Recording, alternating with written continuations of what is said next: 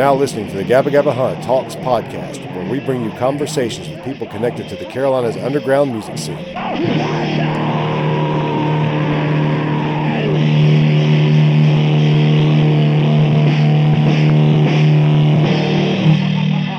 Hey there, welcome to episode 5 of Gabba Gabba Hunt Talks. Now, I'm really excited for you to hear this episode. The guests that I have today are great. They're like pros themselves because they have their own podcast. I have Alex and Cap from the band The Fill-Ins today. As I just said, they also have their own podcast called Something Good For You. Be sure to check out the new episode of that drops this Friday, as I'll be on that episode. They recorded with me before I recorded with them on the same day. The whole experience was a lot of fun, and I can't wait for people to hear both episodes. You should also go back and check out previous episodes of their podcast if you haven't ever listened to it before. They've got some great stuff out there. I listen to it every week. You'll hear me talk about that in this episode. Now, before I get to the episode, one thing I do want to mention about this episode, there are actually 2 correct ways to say the name of the band ANTiSEEN. I say ANTiSEEN, and Alex and Cap pronounce it ANTiSEEN. Now, if you're from Charlotte, you'll understand it's not unusual to hear people talk about the band in this way. Nobody even bats an eye at it. As a matter of fact, I've heard Jeff say it both ways, and he'll be the first to tell you that either way is correct. I just felt like, for anyone listening that wasn't familiar with that, they may be a little confused, so I just wanted to point that out. I also want to remind you to check out the Spit in My Face podcast. Frankie Pointless brings you the best punk rock you've never heard. You can catch that podcast at spitinmyfacepodcast.com. He drops new episodes every Saturday, and I play songs by North and South Carolina bands on that podcast for you as well. I do want to remind you that Van Huskins will be playing at Freeman's Pub in Gastonia on February 22nd. Now, Freeman's Pub shows are always free, and they're always a lot of fun. And for this one, we're bringing No Anger Control and Trash Room with us. This is a killer lineup and what I've been trying to get together for a year now. Music starts up around 9, but come out early. It's always a good time just hanging out and talking to people before the show. We're going on last that night, but get there early and make sure you catch all the bands. If you're jonesing for an episode of Gabba Gabba Hunt Radio, one's coming this Friday. Haven't exactly decided what I'm going to do with it yet, but it's going to be a great episode as always. Now let's get right to this week's episode of Gabba Gabba Hunt Talks with The Fill-Ins. So, you guys fill-ins? Yes. Yes, sir. Alex. Howdy. And Cap. What's going on, yo? What do you prefer to be called? I know everybody calls me Cap. Everybody calls you Cap. Yeah. That's what I call you. I know sometimes I'll say James, but then I'm then I have to catch myself and go Cap because I'm like, nobody knows what I'm talking about. My problem was like my parents called me Cap when I was young, and even then I was like self-conscious about it for a while because it's like it's not normal. But where did it come from? It's short for my middle name, which is Capel, and they just didn't want to call me. I'm 3rd generation, and nobody, I guess, didn't want to call me Jim or Jimmy or anything like that. They wanted to give it something different because my granddad was Jimmy, my dad's Jim, and I'm Cap. It works. I like it. I mean, especially with the Avengers out now and Captain America is now Cap to a lot to that's a cool nickname to have. It used to be Capel Show and shit like that. Capel Show. Yep. I like that one. There's been a ton of them. So I guess we won't start at the beginning for you guys. I want to start kind of where you guys met. Okay. So when did you guys meet? And I guess so I'm a listener to the podcast. Right. And I know you a little bit. So I know a little bit of the backstory. But I guess you had the Fill-Ins going first. Right. The Fill-Ins was already banned when you met him. Mm-hmm. So we'll just talk about how you guys met, and then we'll sort of go back and fill in the backstory. I'll start off with this one just because there's a lot of weird energy shit to this story, as dumb as that sounds. But I just moved to Charlotte, and I was kind of looking at. I liked going to shows when I was living in Knoxville. I was living in Knoxville, Tennessee, prior to living in Charlotte. I was went to Knoxville for school, worked odd jobs here and there after I graduated, but there weren't any jobs that I was into. So I decided to move to Charlotte because there were more job outlets out there and more opportunities, and somewhere outside of Knoxville because I'd already been there for like 6 or 7 years. I was burned out. So I moved to Charlotte, and first thing I do is look up local music venues because I just like going to shows even since I was living in Knoxville, and saw that Tremont Music Hall was hosting Wednesday 13. And I thought, oh, Wednesday 13 from Murder Dolls and all that. That's cool. It's only $10. Fuck yeah, I'll go see this. Yeah. And the Fill-Ins were the first opener. Okay. It was a 3-piece. It was Alex, Mikey, and the first drummer at the time, Matt McCoy. And they were. And I thought it was a really good band, and I decided to holler at Alex after the show. Yeah. Then we started nerding out about Misfits or something like that. Yeah. Yeah, essentially, that's exactly how that went down. We at that point, I had moved back to Charlotte from living in Roanoke, and kind of gotten a few versions of the band lined up and going. But eventually met up with Mikey through a mutual friend of ours, the original bassist, who by that point, Cap Cianis was no longer in the band. No need to get into that. that was his own personal stupid reasons for that he's not in the band anymore, and there's no need to go through that. Yeah. That's enough said. So by that point, we had already had that drive of like, fuck this, we're not stopping. I'm just going to pick up bass until I find another, bassist to take back over, because I enjoyed playing guitar and being the front guy. I was already playing bass with Biggie at that time. Biggie started us in his Wretched Hive. So it was like, I was playing bass. I wanted to play guitar again, damn it.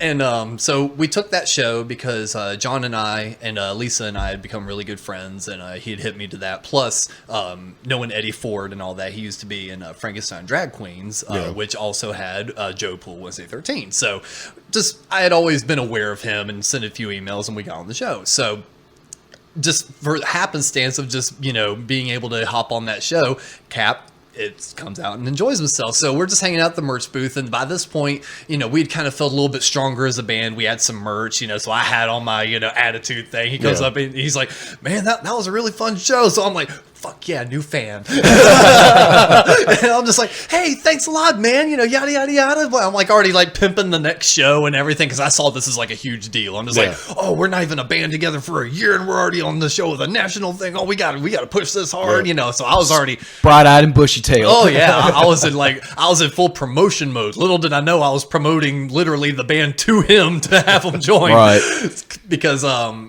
eventually he was just like, oh yeah, I just moved to town. He told me a little bit of his history, and I was like, oh cool. We exchanged phone numbers, and I'm not one of those people that kind of reaches out to people first. It's just not really been me. That's just how I am. But that's how he is. No, so that's good. That works. It worked out, because within a day or so he hit me up and was like, hey man, if you know of any bands looking to have a guitarist, let me know. Now my immediate thought was, he's trying to play guitar for us. Yeah. No, I'm looking for a bassist. Well, I don't want a guitarist. And he just kept hounding me, hitting me up, and I'm like, cool, I'll let you know, man. I'll let you know. We got a lot of guitarists in town, we'll let you know. And so happened that Danzig was touring, and he came through and was playing Fillmore, and I went out there because Doyle was supposed to be playing with him too, and I'm just like, fuck yeah. I'm not missing this half-assed Misfits reunion. This is the closest thing to a Misfits reunion we're ever going to get. Exactly. Whoopsies. Yeah, so I plopped down my $35 for the Fillmore to see Danzig and Doyle. Who do I fucking see come running up from the corner? I just moved to town. I didn't know anybody. So he comes running up. Hey, dude. I'm like, oh, God, it's this guy again. And I'm like, hey, man. Because I honestly did not remember his name. Oh, you. Yeah, I'm like, hey, man. He's like, what are you doing here? I'm like, oh, I'm a big Misfits fan. He's like, dude, right? This is the closest thing to a Misfits reunion. Like, I know. I'm like, I know. And it's like, so we actually started kind of hanging out that night, and he hit me up one more time going, seriously, man, if you know anyone looking for a guitarist, I'm like, if you know how to play bass, you can play bass with us. Yeah. And then like a few days later, he showed up with practice with your with brothers. my brother's piece of shit Epiphone EBS that had like a washer stuck in the bridge. and he didn't even have an amp. We didn't have an amp for him to use. So that soundboard you're using, that's right. you guys, we just plugged him in from his bass directly into the soundboard and fucked with the EQ enough to get it to where we could kind of hear him through the monitors. And I was playing it like a guitar player, just like bullshitting my way through it. Yeah, but it worked because we were just playing such rudimentary, basic punk rock stuff at that time. Stuff like from the first album, Never Say Die, stuff like that. Just stuff that you could do whatever on bass with. Yeah, so he was able to just, I basically told him, I'm like, play like Lemmy. Right. Because I knew he was a big Motorhead fan. I was like, just give it Lemmy. just strum that shit and just give it noise. Try to give it the tone, and then just like that doesn't work with that fuzzy of a bass. 1, 2, 1, 2, 3, 4.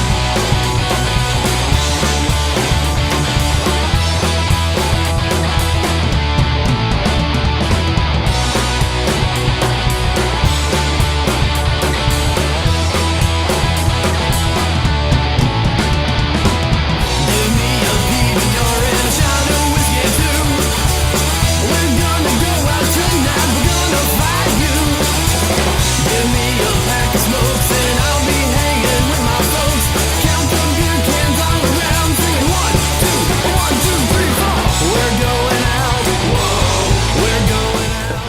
to me, it just kind of worked out because, looking from it from the business side, it's like, all right, he wanted to be in it. He's new to town. He's not in any bands already. It's like, here's a chance to basically get like fresh blood. Yeah. It's like he's brand new to town, it's time to grab a new musician before anyone else does. I don't even know why. It's like that's how I was in Knoxville. I always just hit up anybody about like trying to start a band. Yeah. And I know, like, I talk to some guitar players that try to play bass, and they're always like, man, I've got a new respect for the instrument, because I didn't realize how hard it is to play. Yeah. But I always think that a guitar player makes an excellent bass player because the way I play bass, and I started off playing guitar, but I just wasn't that good at guitar. Right. So when I switched to bass, I picked it up a lot easier, a lot more naturally, and it helped me learn to play guitar better. Same here. But on the back end of that as well, I feel like now I play bass a little bit more like a guitar in some respects. At times, I know the bass is placed in a song, but stylistically, I'm going to play it like a guitar sometimes. Yeah, right. And I think that a guitar player makes a great bass player because they do a little bit more with it, make it a little bit more interesting. Do those things that don't come quite as naturally to somebody that just learns to play bass. It's its own separate thing as opposed to like a jazz player or a upright bass player or something like that. It's just two completely different animals. If you just know the mechanics of playing a guitar, and then you can apply that to bass, but know where it fits, then it works so well. And you do that. You're just you're an excellent bass player. You're the middleman between the drummer and what the guitar players you're doing. Yeah, because you've got to stay right there with the drummer and keep that backbone.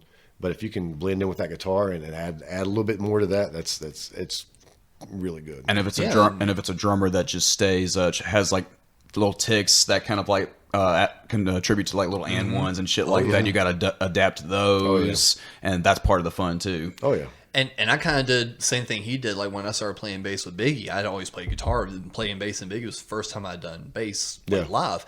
And at that moment, I realized there's a difference between you playing bass and being a bassist. Yep. And to me, there is a distinct difference. Oh, yeah, you can either you can play bass or you can be a bassist. Because a lot of people say anybody can play bass, which is almost true. It's not really true. Not anybody can play bass because you've got to have rhythm. You've got to have natural rhythm, and you've got to understand music.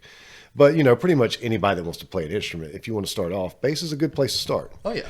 But there's a difference between being able to play the bass and, like you said, being a bassist. Yeah. Knowing that instrument and knowing the mechanics of it, knowing not necessarily the theory, because I don't know anything about theory, but I know how things move from one note to the next. And I would say over the years, you've actually slowly turned into a bassist. I think so. Yeah. Because you definitely started out playing bass, but shortly after, I think exactly like what you were saying, it's getting a new appreciation for it. You started actually listening to bass parts in songs more, and you're like, oh, he's kind of running off doing his own thing while the guitar is holding down the main rhythm that is always playing in my head. But now that I'm actually thinking about it, the bass is playing like the vocal melody, which breaks away from the guitar riff kind of thing. It's very orchestral when you actually wrap your head around it and you kind of find your song within the song.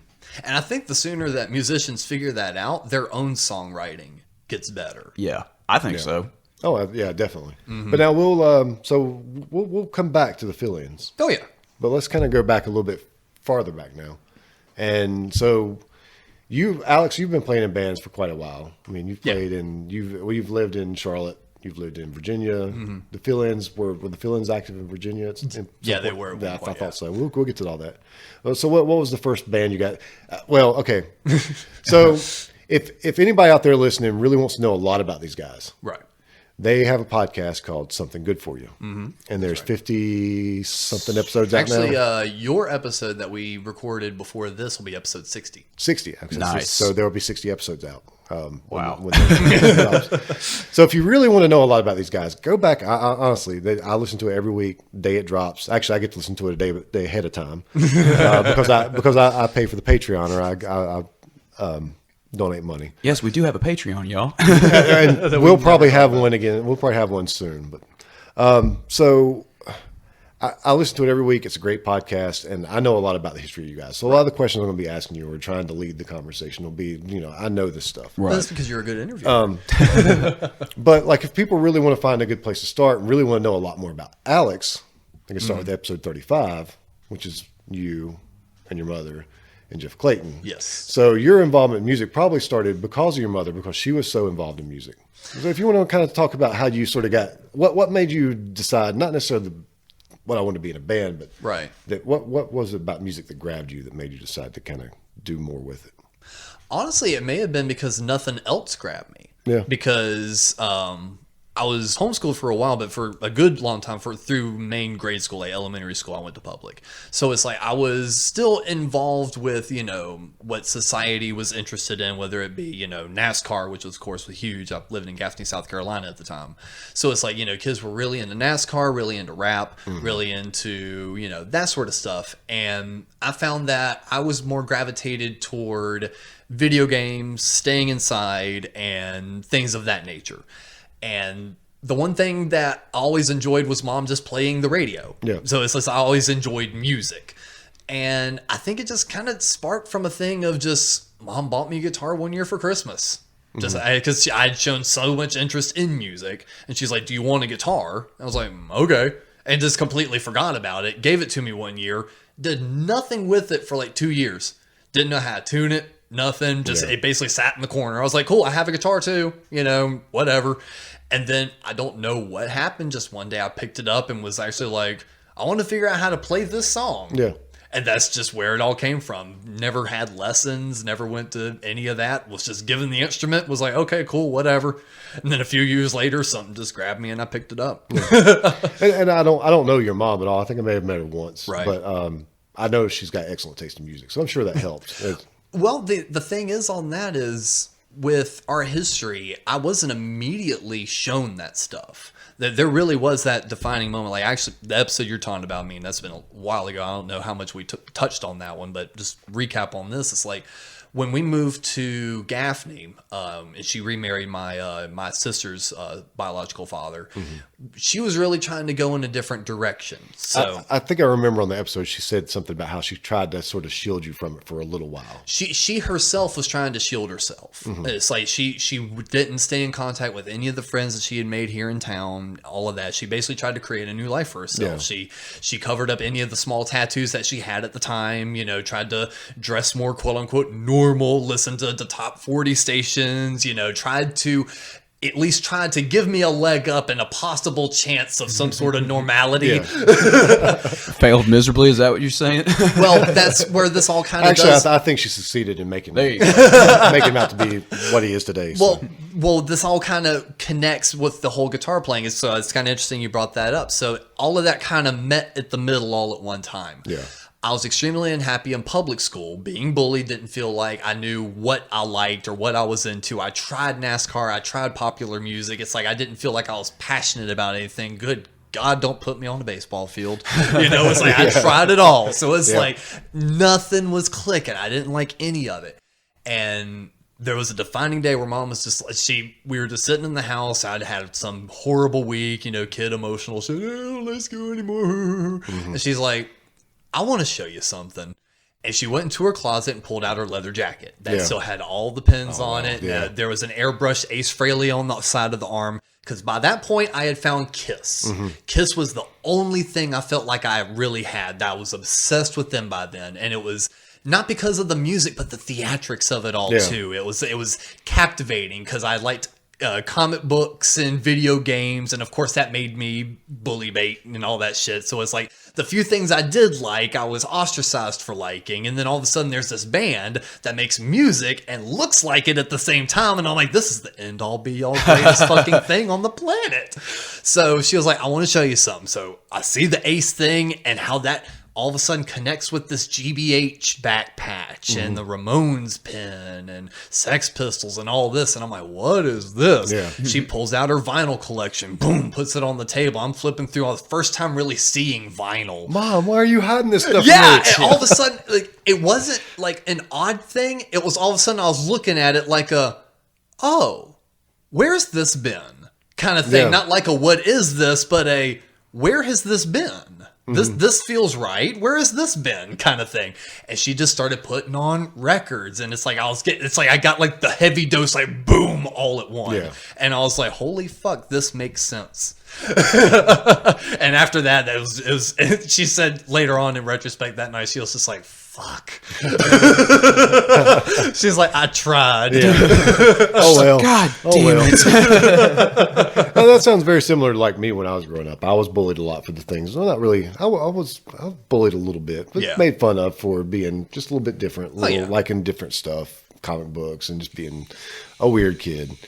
But then my dad, he didn't really turn me on to music so much, but at one point in the early 80s, he was going to go see Alice Cooper. Mm-hmm.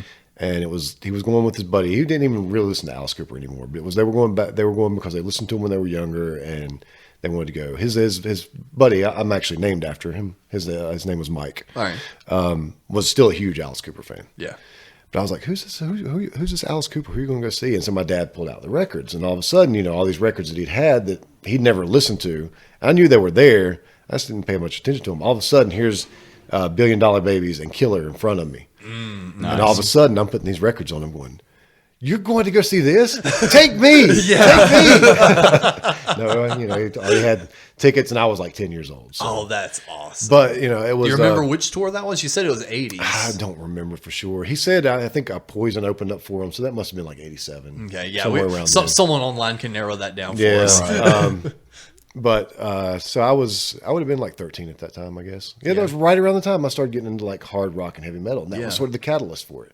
And my dad this day would probably like sit back and go, "I wish I would have shown him those records." But really, that was when I found it was like all of a sudden I felt like I belong. Yeah. There's more out there that are like me. And then I started finding friends. They didn't necessarily go to the elementary school I went to.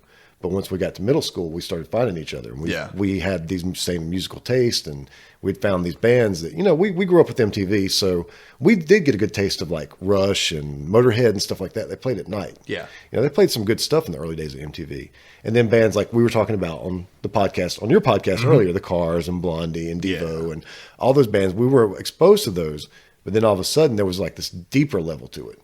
I'd seen the Alice Cooper videos on MTV late at night, 18, and I'm trying to remember what else they played. But, all of a sudden there was this connection to my dad. Yeah. And now I had the records in my hand, and this record with a snake on it just looked evil as fuck. That's the best Alice Cooper record. That's my favorite one. Really? Yep. Killer is the greatest Alice Cooper record in my opinion.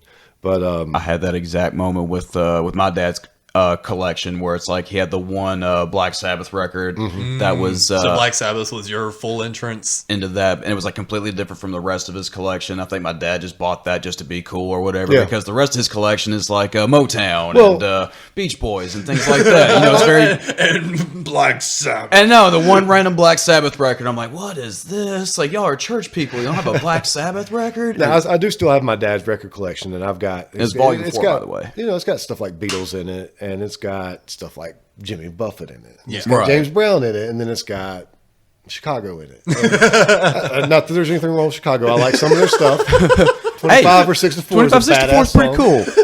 And then some of their other stuff is okay. But it's very random. Bro. And it's it's not like all rock and roll, but that was I felt like I belong, so I get that. I relate to you in that way. Was there anything from their catalog that they tried, like either playing you a lot, that you're just like, good God, that later on in life you wound up revisiting and being like, this is actually good? I don't know. I remember when I was a kid, my dad mostly listened to country music. And it was stuff that was on the radio. I mean, but in the early 80s, stuff that was on the radio was still like Willie Nelson and stuff. Right. So later on, I grew an appreciation for that. But like the later country and the stuff that came after that, not so much. No. But he really didn't try to force music on me. I mean, even to this day, like music's not a big thing for my parents. They don't really get into it that much. My dad likes a few songs, but he listens to talk radio all the time. It's just not a big thing for them. I mean, he did introduce me to it, and even though music's not a big thing for him, it was still, without him, I don't know that I'd have found what I found. As early as I found it, at least. Yeah. No, and I'm definitely grateful on Mom on that one, because it's like after that she was like, all right, she pulled out like old photo albums and like showed me photos from like back in the day, and I was looking at it going like, it was like my first time feeling like nostalgia, even though I'd never lived through it. Yeah, it's like I was looking at it going like, I want that to be now. That looks fun. Yeah. I'm like, these people look cool. Why don't? And that was like the big mind fuck for me at that point. So I'm just like, why are people like this now? Why are we hanging out with the friends you hang out with now? Yeah, honestly, yes, it was like that. I was like, wait, where are these people? She's like, oh, that's Jeff Clayton, and like started playing ANTiSEEN, and I'm like, this is heavy. And I was like, I don't hear this on the radio. And then I was like, and then hearing Joe's guitar playing, I was like, oh, I could play that. So it's like just started trying to figure out that, and then later Jeff Young showing me, he's like, oh, well, this is how he plays it. And I'm like, oh. Staying out late after the show. Come from the terminal. Going out, low the ride. 7 or 8 guys are waiting outside. They say they're gonna get us. They were 2 nights long, and they're gonna get a third from the Queen ship Stomp.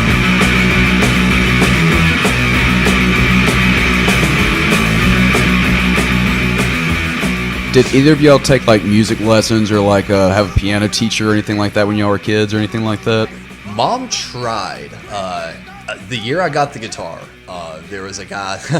Remember when Walmart, they could actually lease out those small little parts in the front of the store, and you would actually have like indie shops in a Walmart? Mm-hmm. Yeah. There was a guy that actually had a music studio in one of the front places, or like a little office for one.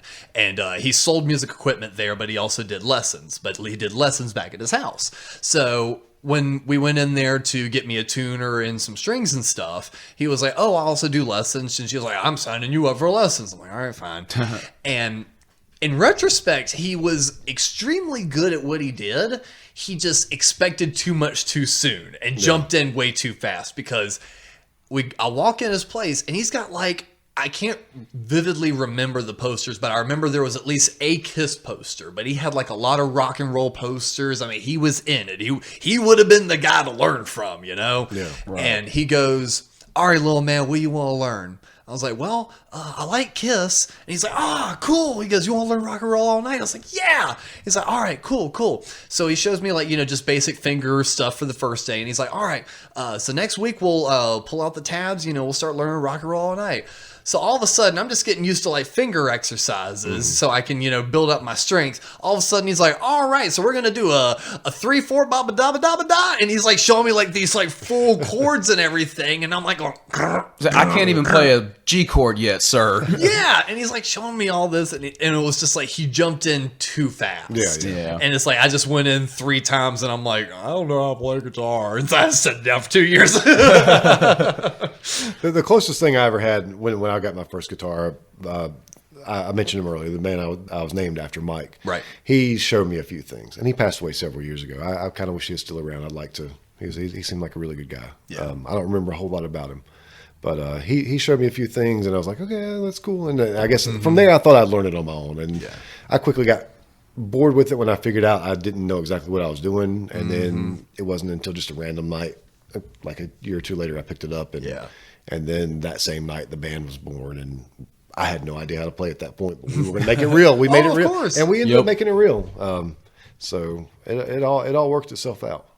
And that basically same thing happened with me. It's like once I figured out I liked guitar, it's like I already had a band name in my head. It's changed a million times, but it was like, I think one of the earliest ones that I wanted to do was NVOA, New Voices, Old Attitude. Okay, It's not terrible. I like hearing this stuff, like early band names people came up with, because you can tell that somebody really loves music when you find out that they had band names before they ever had a band. Oh yeah, like they thought about I'm going to put together this band. Like we had the Dead Flintstones, and but you talk to people and they're like, oh yeah, I had this band name and this band name. At one point, I had a band called Various Artists because I thought it'd be funny to put it because they've got this section for various artists in every record store. Yep. That would be where our record would be. Like that's the stupidest, like the worst marketing idea ever. But at one point that was going to be my band, Various Artists. That's awesome. I wanted to do that, but call it Unknown Artist, and have each one be like track 1, track 2, track 3. I had a lot of those in my drive. Yes, I had a similar idea on that one. So you can tell, like anybody like us is still playing in bands after all these years. Always kind of started off that way. There's always a pencil and paper or a T-shirt band. We wrote all these ideas down, or we made T-shirts, but never made any actual music. Oh man, I was even coming up with like stage plots. Yeah, how I wanted those logo, because again, what was my big influence at the time? Kiss. I look at their stage, stage. I was like, all right, big bands have big stage shows. How do I want to do my stage show? I did not even have a notion of that because of where I grew up and everything too. I was like, there's no way I'm going to be able to do stuff like this living here or whatever, because you don't think past high school half the time, or at least I didn't. So I get the impression you started kind of a little bit later playing A little music. bit. About like 15, 16 is when I got my first guitar. Started playing guitar, and then you just played by yourself for a while? Or you said you played in like some cover bands and stuff, or did some stuff like that? My brother played bass, and our best friend played drums, and we would like try to learn Rush songs or Kiss songs and AC/DC songs, because I would go to my best friend's house to listen to music because his dad had all the Kiss records, all the Rush records, and a lot of like 70s prog rock. Like we got into like Genesis and Frank Zappa and things like that too. Yeah. And we're like blown away by like the technicality of all of it too, because that's where we gravitated towards. Punk didn't come to me until like much later. Well, it was like me when I first got into music really big. It was all like classic rock and the heavy metal, because that's what's on the radio, for lack of a better term, the hair metal of the time. But I listened to like Stryper and Slayer were right beside of each other. Stryper and Slayer were right beside of each other in my cassette case, because I listened to all kinds of music. But also like classic rock got really big, and for some reason I got really big into Frank Zappa, and that was like. But you don't hear that on the radio, though. Yeah, I know. But you get into that kind of stuff. It's kind of interesting to see where like all those influences come from. But you ask about us playing or having lessons. Did you take lessons, or did you just learn on your own? There were a couple of, as far as like music and everything in general, I took piano lessons when I was younger, and I did that for a long time, about 4 or 5 years. My cousin was my teacher, so. I guess, I don't know, she did it out of the goodness of her heart. I forget what the arrangement was for that. But anyway, we would enjoy it. To a point, a good chunk of it just kind of felt like homework. And that's why I never really took piano seriously. It's like I did the work, here and there, and kind of took it seriously, but it still felt like I was going to school. You know what I mean? But I took what I learned from all those as far as like theory and tried to apply it to guitar, because I was taking lessons for about maybe a couple of months. And then the store that was providing lessons closed down. And I thought, well, shit. I had the guitar, and I didn't want to go all the way to Jackson, Tennessee to take lessons, which was like 30 minutes away in between school schedules and stuff like that. My brother did, but I just didn't want to, and just kind of messed around with it and tried to learn by ear, and that didn't go anywhere until YouTube became a thing, and I started like getting visual cues going online to like look up tabs and stuff like that, and stuff from theory would click as I would be learning, and be like, oh, that's what this was all about. Okay, that makes sense, and went from there. Yeah, because his brother, he plays bass, and he's a real bass player.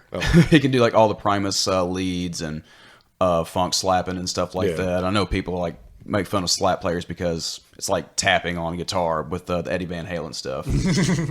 That's what people want to gravitate towards, but my brother was really good at it, and he just wanted to do more film involved stuff as opposed to music.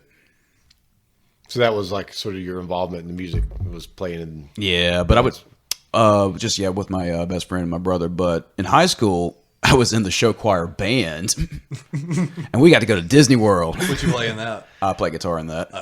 Okay. And it was still like real basic stuff, so it was like hardly a thing, but still got to go to Disney World. That's pretty cool. I mean, when in my high school, we didn't have anything with guitar in it. The band was just band. Yeah. Right. There was no... And nobody was listening to the kind of stuff that we were listening to anyway, let alone Rush and Frank Zappa in middle of nowhere, Tennessee. Yeah, started actually playing in bands. I got the tiniest taste. So when I discovered all that, we were living in Gaffney, South Carolina, and she was remarried, like I said, to my sister's biological father, and things weren't going too hot on that. And we eventually, she basically looked at me and was like, "All right, you ready to make a run for this?" And I was like, "Fuck yeah!" I was like, "Where are we going?" She's like, "Back to Charlotte." I was like, "Sweet!" Yeah. So we packed our bags, and the three of us ran back up there, and she worked like 40, 50 hours a week. By that point, I was homeschooled, and I would stay home with my sister all day, babysitting her, doing my homework, all that, and just basically living life. That way, we could just get out of that situation, and we were back in Charlotte. And she at that point had made friends with Jeff Williams, Biggie Stardust, and she had been friends with Russ for years before she had moved down. Yeah. So every so often, just to give me a little bit of a break, one of those two would come over and help watch Katie, so I could just go to my room and watch TV and just be alone for a while. Yeah. And then eventually, I started hanging out a lot more with them and talking with them. And I was like, oh, these guys are really cool. And Jeff's like, yeah, I'm in a band, Dead Kings, and he played me some of it. I was like, wow, Armed and Delicious had just come out, and I was like, wow, this is really cool. And 16 with the flying V and a PV hair. Now he plays the Mesa 2 on a mushroom stack. He can't play your rock and roll. He can't play your punk rock. He has got a country soul. He grew up on heavy metal. He don't need no gadget gear for flashing LED. He knows rock and roll is best. Eventually he was like, oh, you got a guitar? I was like, yeah, I'm kind of learning, and he'd kind of show me a little bit more basic stuff. And then Russ would kind of do the same thing. And then the three of us ran over to the Dead Kings practice space unit over at Palmer Storage, right down the road. Yeah. They used to have a spot over there. And I plugged my guitar into Steve Winsel's rig. Jeff picked up the bass and Russ sat behind the drums, and we just played a handful of Ramones and ANTiSEEN songs. And that was kind of like my very first taste of actually playing in a band. Yeah. And it felt electrifying. I was like, whoa. I'd been to an ANTiSEEN show or two before Jeff had pulled me on stage, swung around the baseball bat while singing Beat on the Brat. So it's like I'd already felt what live music was. It was different making that music. Yeah. It was like, your first kill while hunting. It's like that quick little, I got him kind of rush. It was that same kind of feeling. It's like after playing that song and nailing it was like the, I did that. Yeah. Let's do it again. And it's like we were over there for 2 hours straight just playing the same 3 songs over and over. And of course, they never tired of it because they were just like, this kid is fucking enjoying himself. So it's like each time it was better and better and better. And, and they were just real supportive on it. And then didn't wind up playing in any band until we moved to Roanoke, Virginia. And Mom had been doing show promotions. There had been a few venues up there that were just struggling trying to get shows there. And she was like, hey, I know a lot of bands from Charlotte that would love to have a midway point when they tour. Let me help out. So she started doing that, pulling up Flat Tires, 25 Minutes to Go, Dead Kings, ANTiSEEN, pulling up bands, just giving them a nice little midway point, or hey, a 3-hour trip out of town just to make a few bucks and say you played out of state, And plus, we miss you guys, come play for us, kind of thing. It was very self-serving and also trying to help the community. And through that, I met up with a handful of people from Pissant. I'm sure you guys, they wound up coming down to Charlotte a few times. Yeah. And their guitarist played in another band called Angry Youth. And Angry Youth needed a bass player. I can't hold a job. I'm a piece of shit insane. I can't afford a car because I live this way. Cannot pay my bills with a piling up right now. Now what the fuck are bills? Cause no one showed me how. I can't hold a job. I can't hold a job. I can't hold a job.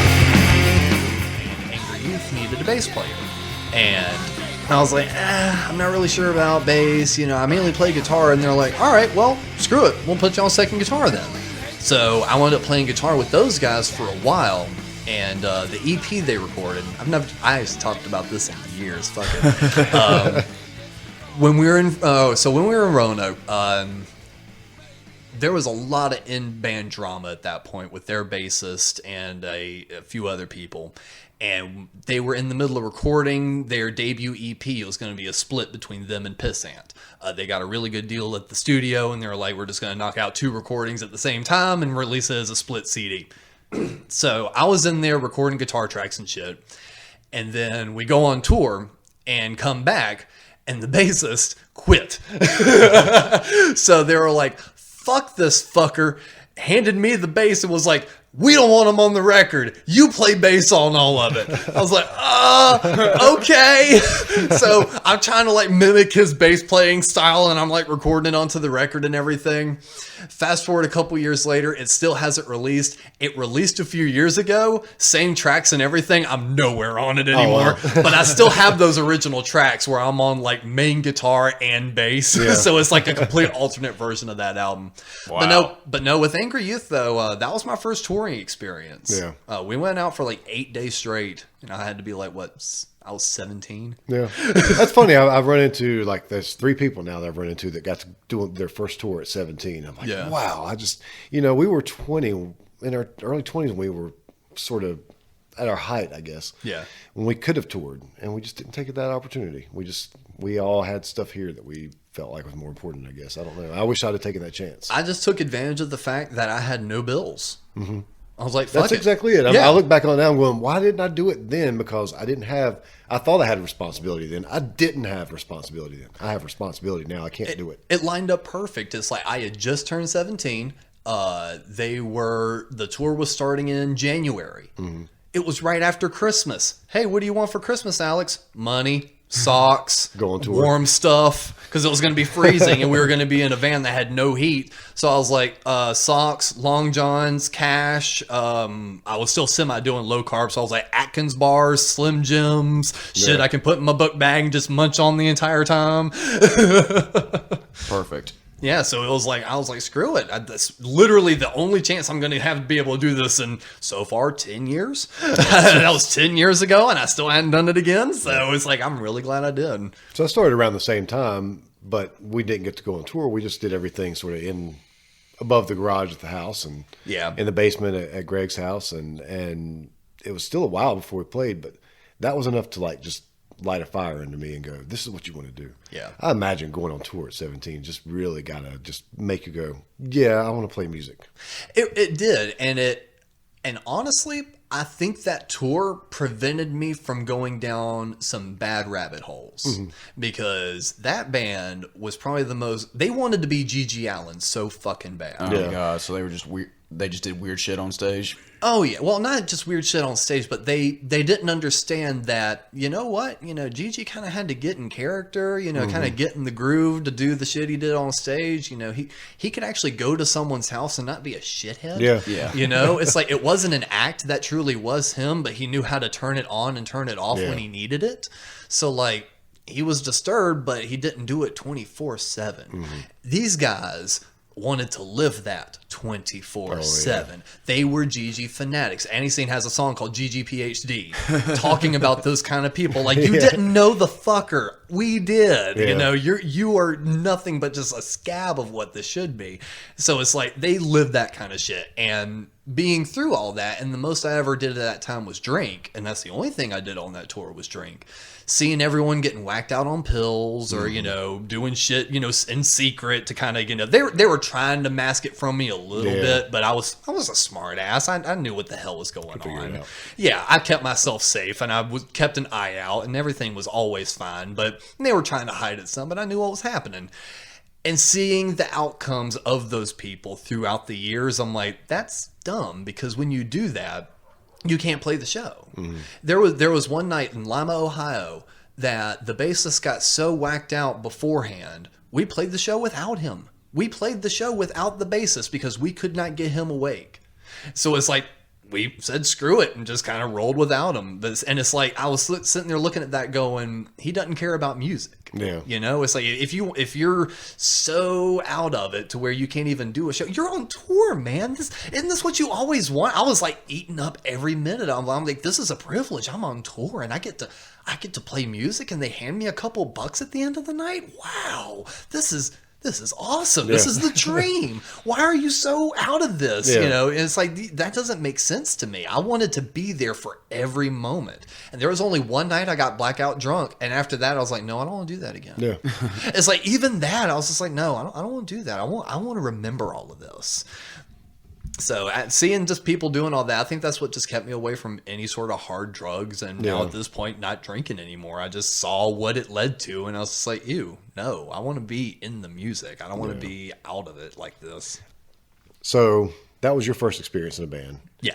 And first tour. And so about what year was that? That You probably already mentioned it, but I'm Yeah, just asking I you was- to kind of clarify to get.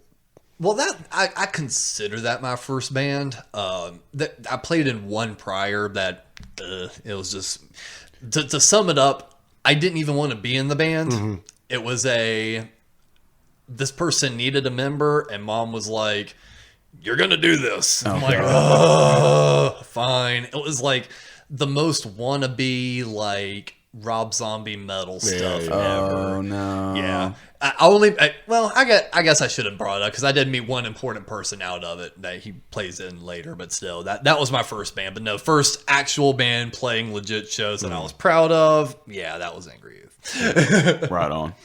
And about what year was that?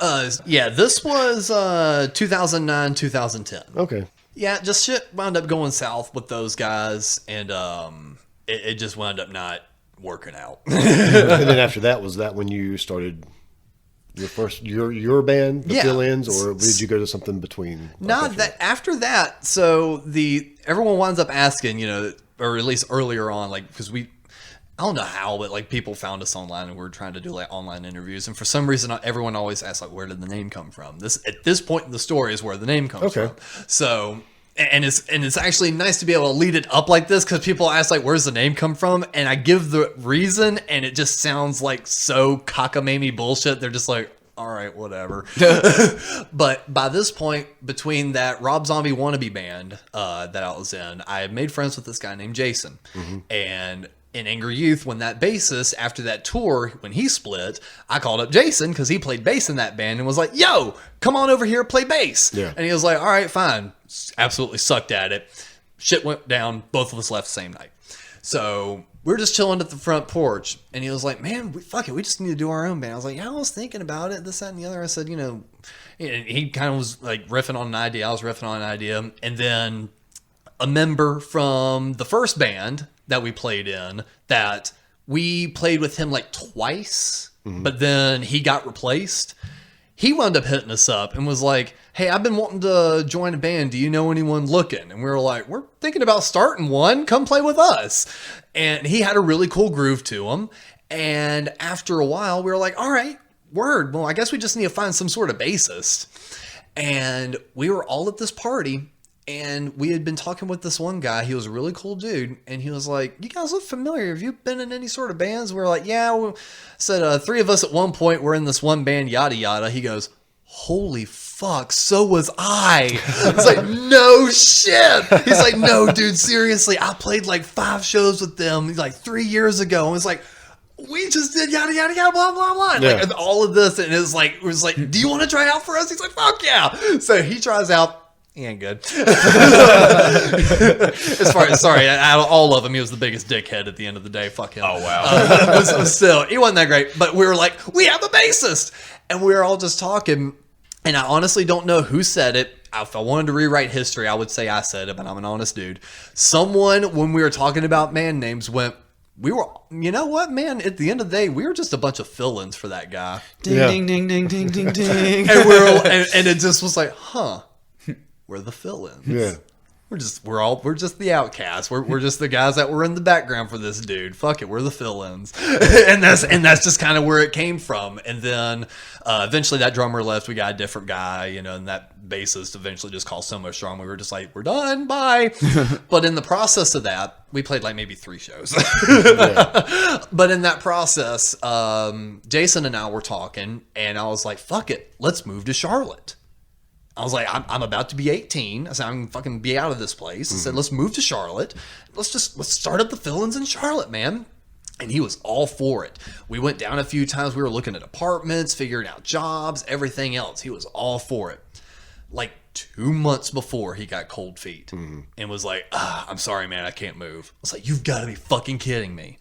I was like, come on, man.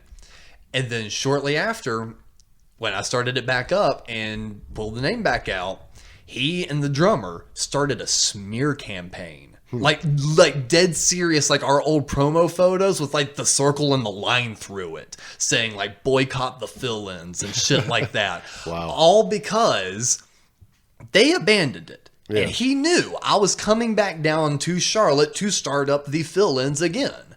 He knew that. I was like, I told him straight up, I was like, if you're not coming, I'm still going. I said, I'm doing this. I want to make music, man. I said, I'm going back to Charlotte. I'd already met up with Tony at that point, and he's like, yeah, dude, stay at my place. Fuck him. I was like, sweet. So I was like, yeah, I'm still going. I'm sorry. And he was like, all right, fine, whatever. Best of luck to you. And then 5 months later, when I started promoting it again, they just took a fucking huge turn. They found a way to delete the Facebook page, all of this shit. Yeah. So it's like, even from the ground up, I was already at an uphill battle dealing with people in Virginia influencing Charlotte people because I had been friends with all of them. I started promoting a band, so of course they're going to add my bandmates. So now I'm getting all this anti-fill-ins propaganda as I'm trying to start the band new. Well, most people would have just changed the name at that point. But at that point, I was never going to let it go. Yeah. It's like, oh, you started shit because of this? I'm calling this until the end of fucking time. And it's like, and he's tried causing crap every so often here and there, but I hadn't heard from him in about like 3 years. Yeah. The last time I heard from him is when we put out our first demo CD.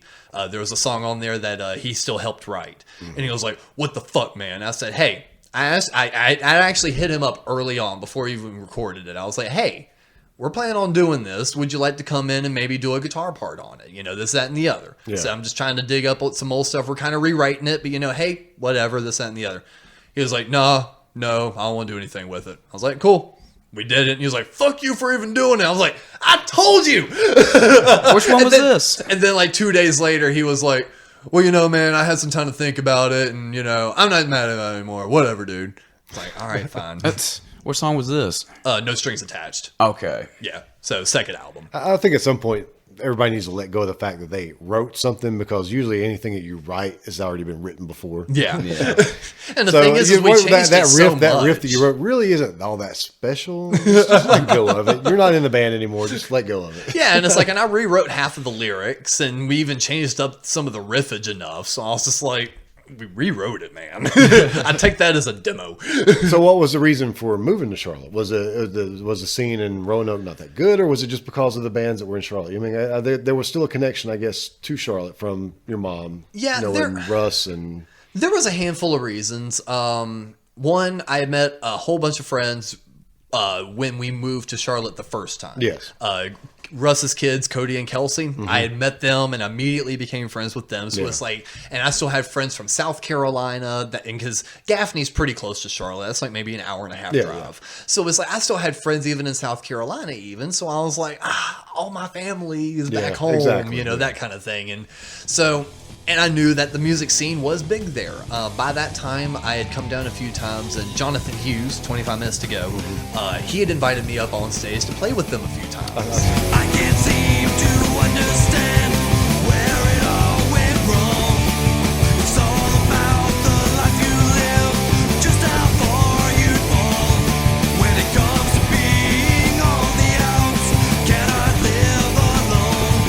We'll fight as one, we'll die as one, or it's nothing at all.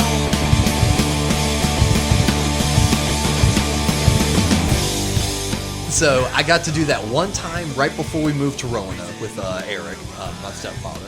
So I did that once right before we moved up. And then anytime we came down for a 25 Minutes to Go show after that, John was like, you're playing with us. I was like, all right, cool. So he had always pulled me up on stage to do that. And it just felt so good being on the Milestone stage, playing that stuff and just having a cool, captive audience. And I'm like, no, this is where the music is. This is where I want to go. And the Milestone there's something special about the Milestone. There really is. I mean, anybody ever talked about it, it's magical. It's undeniable. Yeah. So no, it's like, so I really just wanted to get back home. It just felt like home, even though I had spent only a couple years there from memory. It's like, even though I lived there some when I was young, it's like, I don't have any vivid memories of that. But it's like, I just wanted to come back to where I knew I belonged. And but the scene in Roanoke at that time, was there a decent scene? It was almost non-existent. Okay, and that's why it took forever to even find a bassist. We found one on happenstance, and he wasn't even that great. He wasn't that great, mainly because he had limitations but refused to work around them. He did machine work, so his hands weren't very like limber, Yeah. but refused to play with a pick, had to play with his fingers. So he couldn't do like a do do do do do do do. Everything had to be boom, boom, boom, boom, Oh, yeah, boom. yeah. It all had to be at a certain pace for him. He refused to hold a pick and actually use his wrist that he could move fast. He had to fucking play with his fingers, but because of the machine work he had done, he didn't have a lot of control and movement in his fingers, but he had to still fucking do the thong, thong, thong, thong. But no, the scene there, almost non-existent, and then the things that were there were things that were influenced by the top 40 radio at the time. Yeah. The stuff that was like the...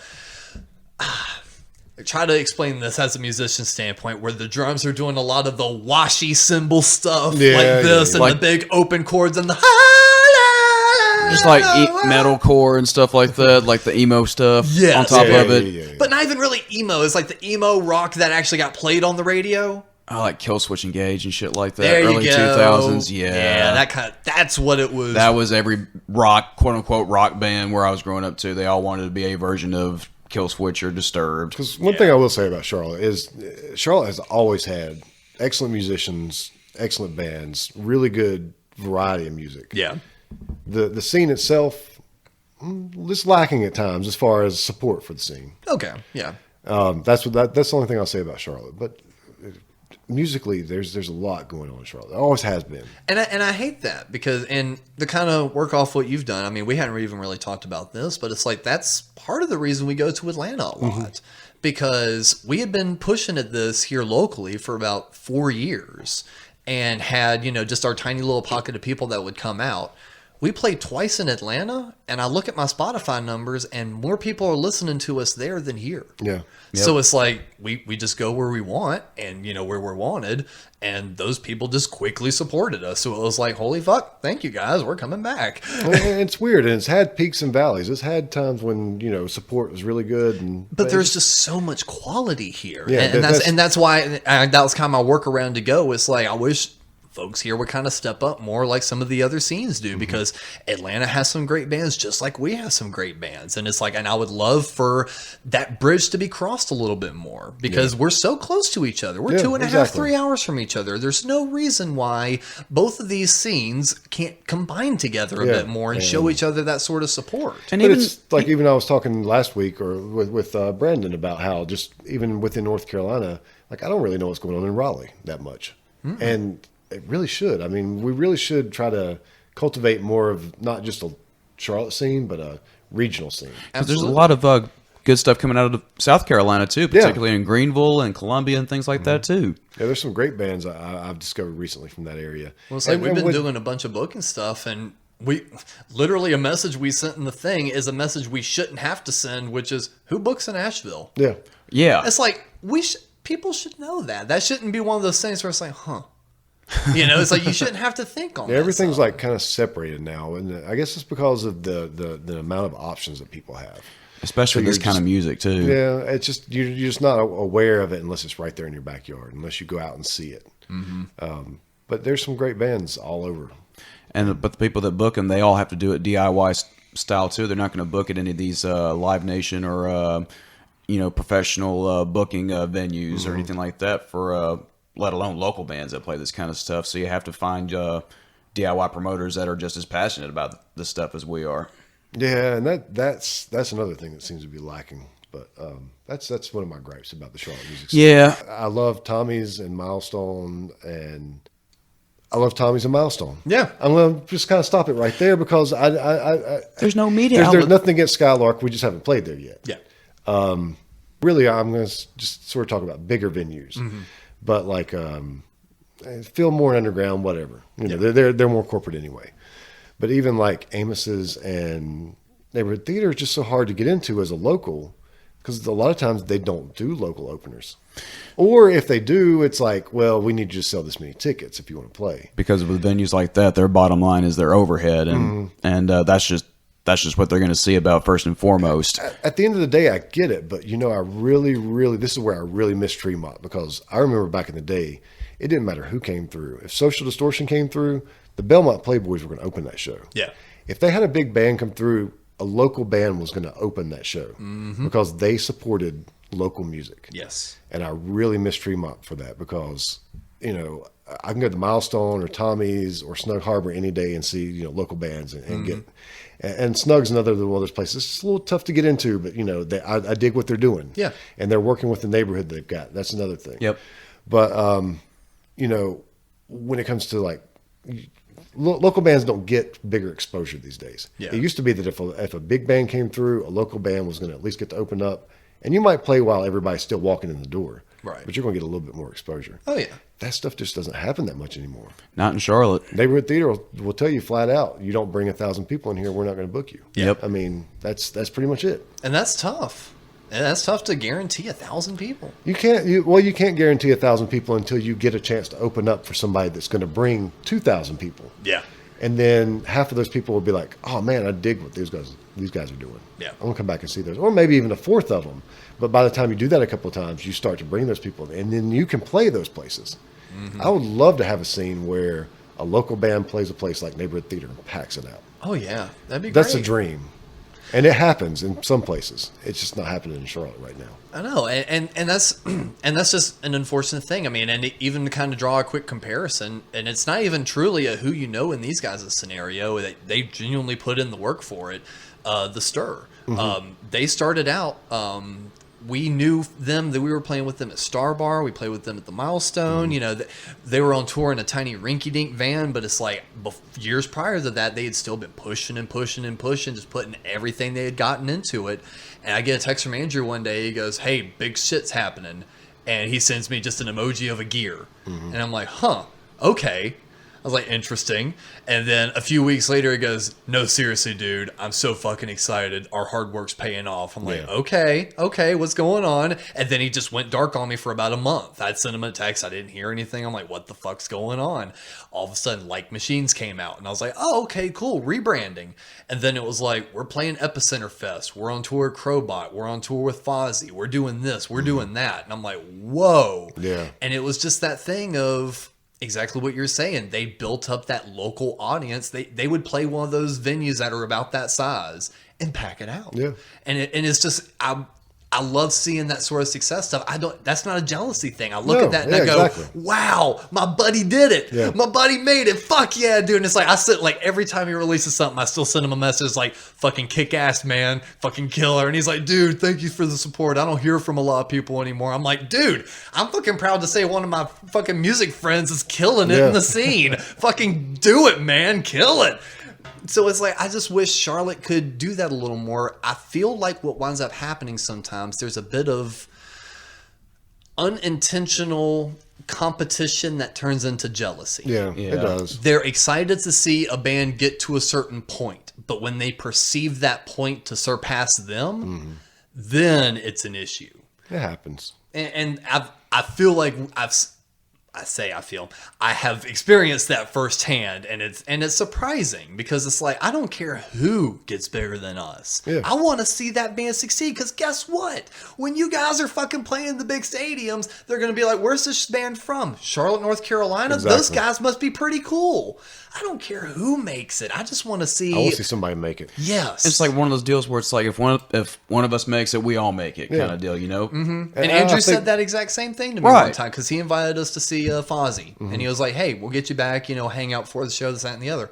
So it's like, all of a sudden, being in their tiny little bus, now in this fucking like RV type thing.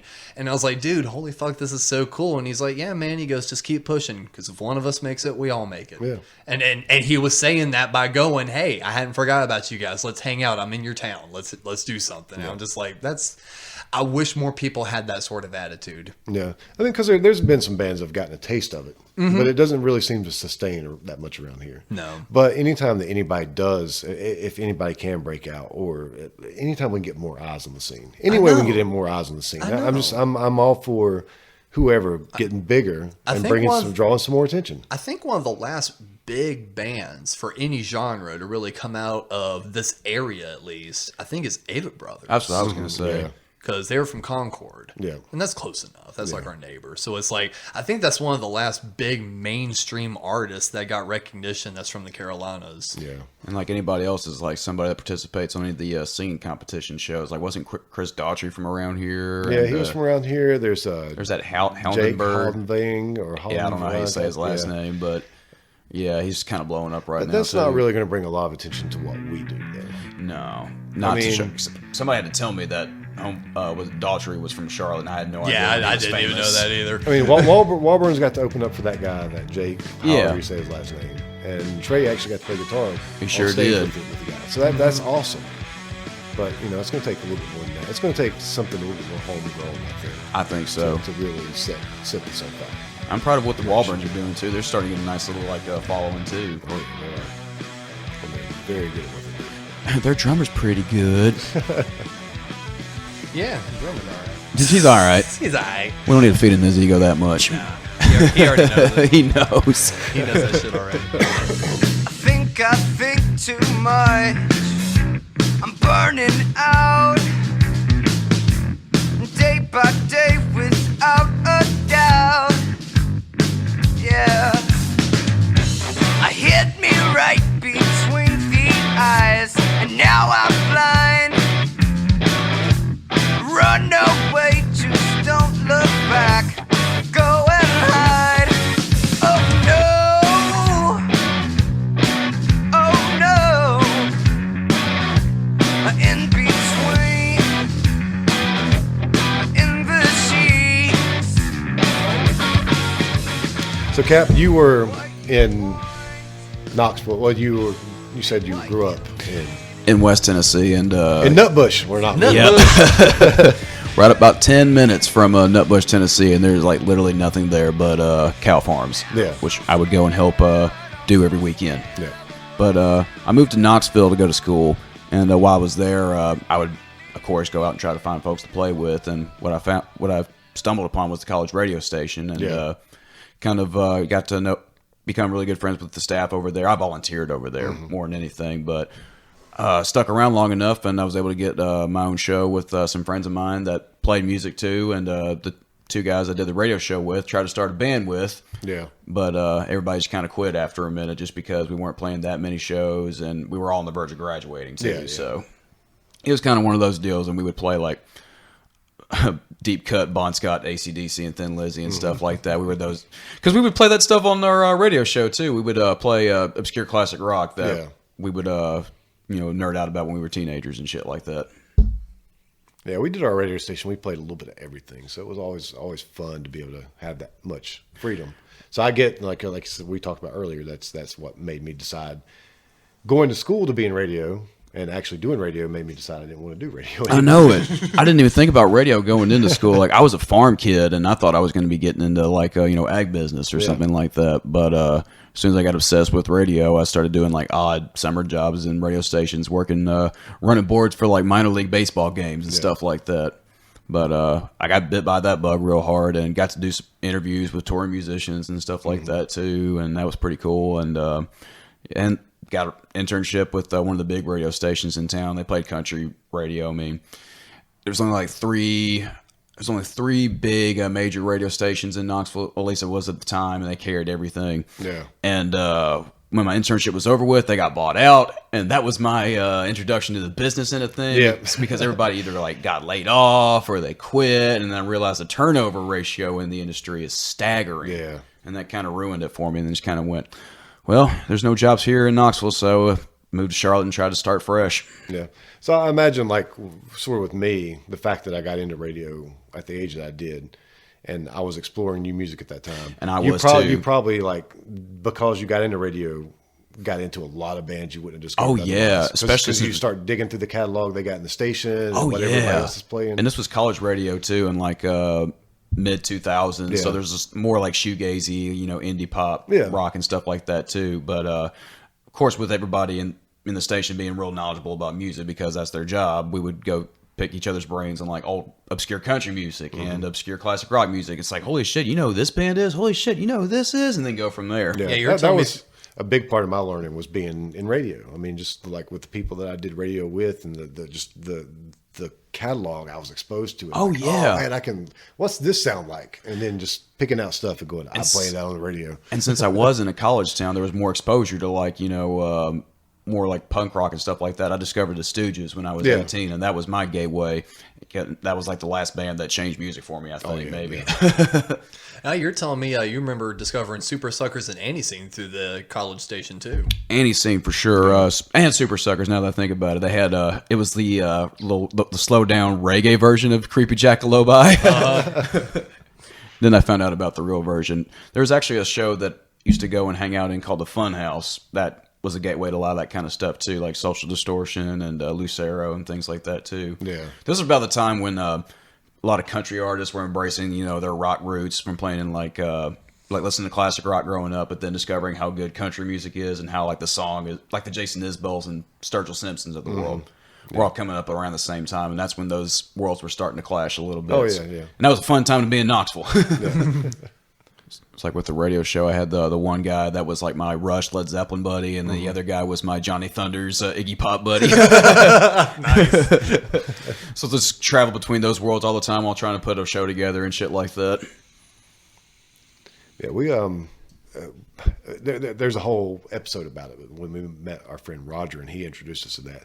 He was a big gateway for us into like a lot of cool music. We were already on our way. We had already found our way into punk rock. Right. He was like, okay, so now you guys know about punk rock. Here's all this stuff. Mm-hmm. There's the stuff Roger, that don't you're my hero. Here's the stuff that don't show you in the manual. But it really is. It's like radio sometimes gets you there, because if you can get involved in college radio, that's where it is. It's college radio, not any other kind of radio. College radio really kind of sort of push you in that direction, because then you can find all these other artists. And it kind of showed me how the sausage was made too, especially with with some of these venues having to be on location and meeting some of these guys that had a little bit of a name to them. Like a few things examples I can think of: Les Claypool, Lucero, and Meat Puppets. Yeah, they came in and they did a. It was kind of cool because even though I'm not that big of a Nirvana fan, they came and played this little pizzeria that I would go to all the time, and on Nevermind's anniversary day. So that was kind of cool. Yeah. So it kind of shows you how the sausage was made in the industry and the booking end of things, and like who to get in touch with as far as, managers and stuff like that too, and the proper lingo on that end. Yeah. And that's also why he's been a huge help in the band too, is, I can write up a pitch email, but then, trying to find the right connections to stuff is sometimes a little bit more difficult. And he knows of me. He's like, all right, well, if we're trying to get to these people, we actually need to talk to so-and-so and so-and-so. I'm like, all right, word. So it's like his background and knowledge on all that is extremely helpful even for the band. Yeah. I didn't even think about that, because I would hit up, sometimes I would just like cold email some of these bookers I would find, because on some of the Facebook pages, they're just right there for the public to see. Yeah, they put it there. And I would get like phone interviews with like Zach Wilde or Derek Trucks and shit like that, because like they have it up there, and it's just like, why not? Yeah. And a couple of them said yes, and it's kind of like, huh, was that easy? All right. And just set it up from there. What was the craziest interview you wound up doing? Probably the Zach Wilde one. Yeah. That was when he was putting out his book. He was doing a book tour, and he was doing and Zach Wilde is such a press whore anyway through all of his guitar and gear stuff. He'll go out and do anything because he's just that's just what he does. Yeah. So I was able to get a hold of him. He used to have his phone number and everything too, but I lost it down the line in between phones. But hey Zach, check out this new. No, I never hit up anybody afterwards. Sure did not do that. You're a professional. Exactly. That and Les Claypool actually came in and did in person. That was, I'll take the Zach Wilde one back. That was probably the craziest one, just because Les Claypool was in studio, and that was like my brother's dude growing up too. So you said you decided to move to Charlotte. Was there any particular reason you wanted to move to Charlotte, or just it was the opportunity? There was opportunities to find nothing musically that led you here. Just nothing musically at all. Just to find work and just to change of scenery. And at the time, I was doing a lot of freelance work for entertainment groups that would put on football games. Mm-hmm. And ESPN was coming to Charlotte, and they were putting together like their media outlets over here. And I thought, if I keep doing this, and I was doing that for a minute, but it was only so sporadic, and the hours were awful, and I just didn't want to travel all that much for something like that. And you're working there's one weekend I worked at least 20 hours a day doing baseball coverage, sitting around doing nothing, but you had to be on location. Yeah, that would be terrible. And then you said a lot of it was like you were just helping lay chords. Yeah, so it's like you weren't even like in the thick of it. You were just like, they were like, put this chord over here, and you're like, all right. It's like unfoil cable. Sometimes I'd hold up the parab dish, and Larry Fitzgerald was right in front of me one time, but he missed his catches every time. I was hoping he'd get a touchdown in front of me, but it didn't happen. Look, Mom, I'm on TV. But no, just none of that was ever consistent. And by the time I decided that I was moving on from that, the fill-ins were starting to be more active anyway. Yeah. So you guys met. We talked about that earlier, Yes. just how you first met. Yeah, it was just like, shut up, here's a bass. I was like, I have the And bass. that was before the first album, the Hipster Killers. Correct, So you hadn't released an album yet before. We had like a few demos out.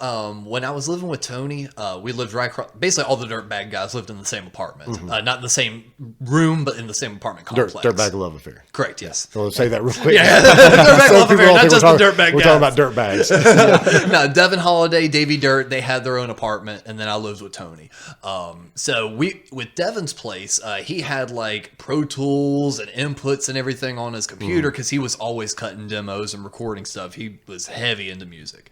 Currently playing with the Cheats now. He moved up to Pittsburgh. Okay. Yep. And so yeah, I utilized that and cut some rough demos with the bassist I had at the time before we played in the shows. Her name was Shay Hooks. She used to play in another band. I can't remember the name right. I think the Pistoleros. Yeah, I remember that name. Yeah, I think she was in that for a minute. If I got it wrong, sorry guys, but I did pull her from something. She was extremely talented. So we cut a few computer demos, played a few shows, and then by the time we had Matt on drums and Mikey on guitar, we released an EP called Traveling into 2014, where we had 2 originals and a cover of Traveling Band. Okay. And it was recorded just on our phones, and I was kind of proud of it. It's not available anymore, but at the time I was proud of it because I did multi-track recording on my phone using that version of GarageBand. Yeah. So it was like we recorded Matt playing just drums, and then I put in headphones and recorded just the guitar parts, and then Mikey did the same, and then I put bass on it, and then I put vocals on it just at home randomly when I felt in the mood, and just mixed a 3-song EP on my phone just to put something out there. There's a couple of Van Huskins songs. You can still find them on YouTube, but our first couple of demos, we did Motherfucker, and Queen of the Library, and we did it the same way on GarageBand on Eric's phone. And it was a fun way to do it. It was free, and I was just like, I want to put something out. Ours was through a laptop and an interface. And it's interesting to go back and listen to those songs because when we did them on Eric's phone, they're a lot slower than we actually recorded them later. So Yeah, well, it's because you got more comfortable with it, probably. It's a completely different take, and we just grew.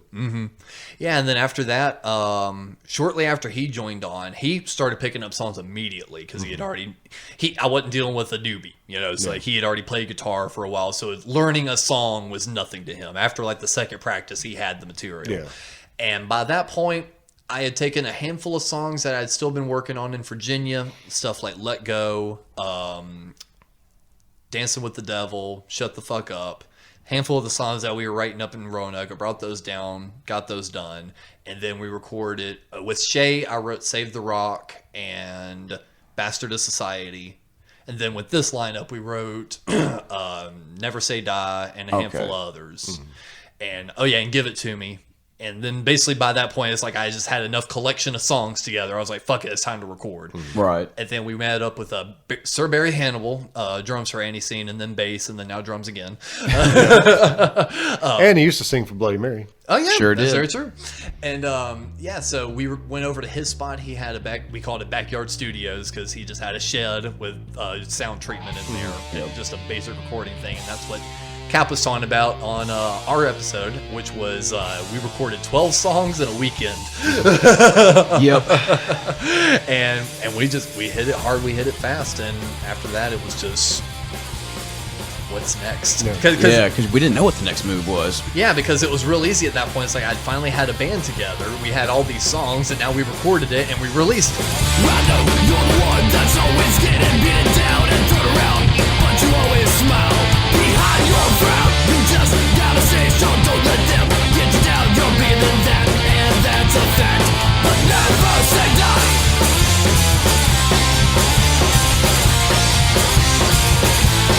Never say die.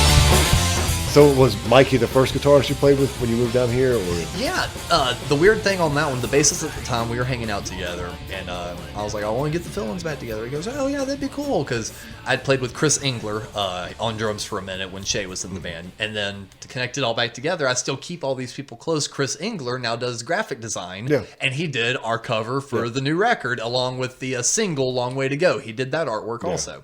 So years later, he's still part of the band in some way, shape, or form. So we did a handful of shows with him and Shay, hanging out with the bassist at the time before Cap. It's like, yeah, I want to do it again. We were listening to 21st Century Goliath. And I was like, hey, that drummer's available. So I call up that guy because I had ran into him a few times at like Super Suckers and everything else. And then we got all that together. So just everything kind of leading up to that point. After the first record, we just didn't know what to do. And we started writing a little bit more and kind of found our sound when we started writing like Spit in My Face, I think. Yeah, that was a riff Mikey came up with because especially early on, I was real tight-fisted with songwriting. The first record is very much Alex. Yeah. There wasn't a whole lot of input from others. Mikey had a good hand in Give It To Me, and the other bassist, he wrote the main little bass line for Never Say Die. But like outside of that, it was very much, if I didn't like what you were playing, no, we're not playing that kind of thing. And then when Fifth Time's the Charm rolled around, it felt like, okay, after playing all these songs long enough, they kind of have the right feel. And Mikey was still struggling. He's a metal guitarist. I could tell. And he was struggling to kind of find that punk rock vibe that we had at the time. He was really struggling to... We never wanted to refer to it as dumbing it down, but he was still just being way too intricate for the kind of style we were going to play. And all of a sudden, he just was tuning his guitar, getting the sound right, started playing the opening riff to Spit in My Face.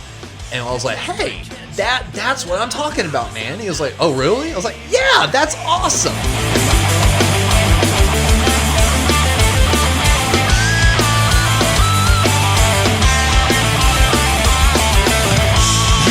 This life is just God's crazy game.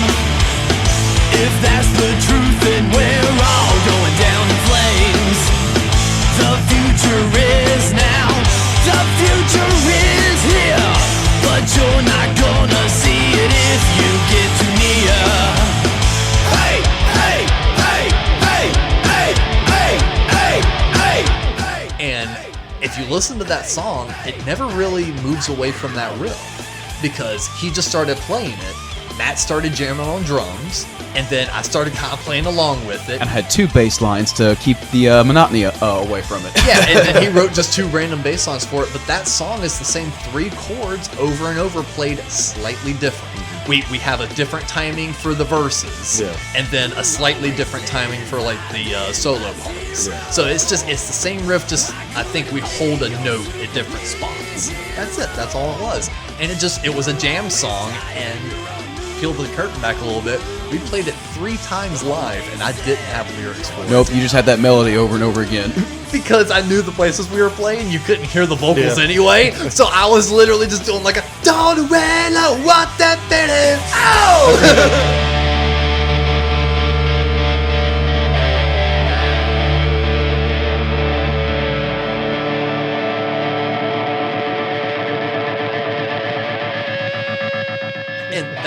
Now that I'm thinking on it, a lot of those songs actually came from tuning jam sessions. Mm-hmm. Yeah. Even The Morning After. That started with our drummer was going into a Manson phase. Like he listened to fucking everything, but just he had dug back into Marilyn Manson, was like really digging on them for a few months.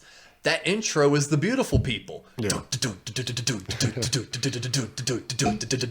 He started doing that, but then changed it up and started doing just because it started kind of jazzing it up some. Just to do it and mess around and stuff. Yeah, so it's like he would start with that beat and then kind of progress from it, doing his own thing.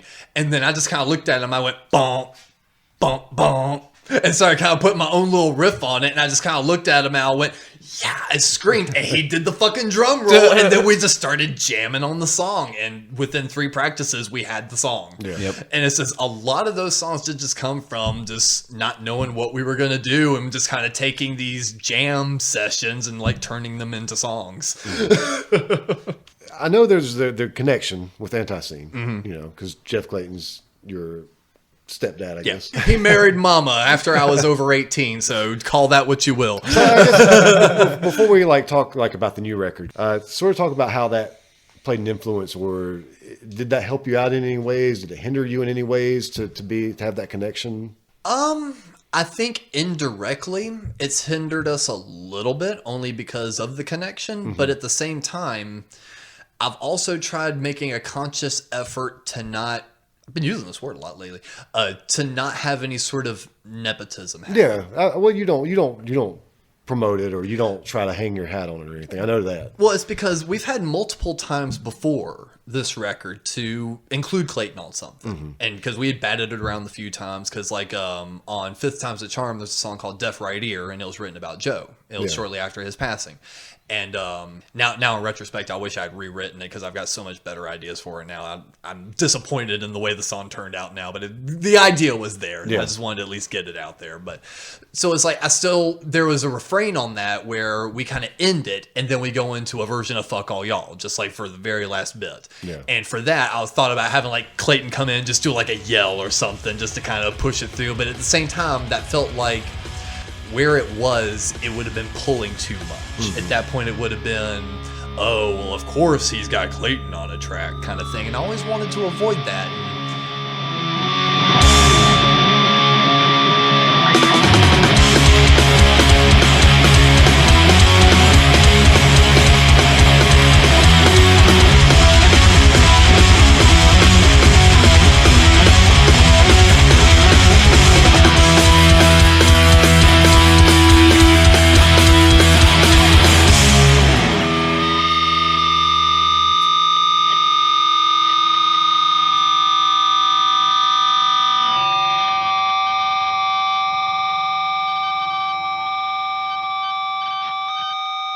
ANTiSEEN and the Fill-Ins have actually only played one show together. Yeah. It never like took us on the road or anything like that either. And only within the past few years, actually within the last year, have Jeff and I actually seriously discussed doing stuff together. Yeah.